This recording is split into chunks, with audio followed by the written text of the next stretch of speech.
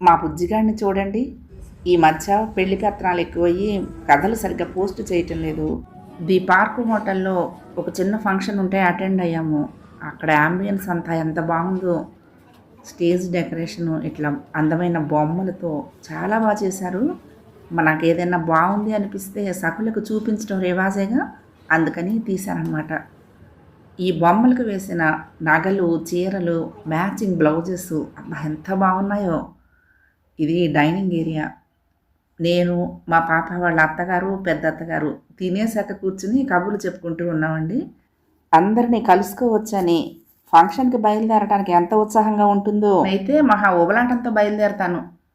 ఇది 2 రోజుల తర్వాత జరిగిన పెళ్లి సంబరాలు. రాత్రి 12 అయిపోయింది. ఇక మేము కూడా అందరికీ బై చెప్పి బయలుదేరి ఇంటికొచ్చి మంచాల మీద అడ్డంగా పడిపోయాము. నిద్ర ముంచుకొస్తోందండి.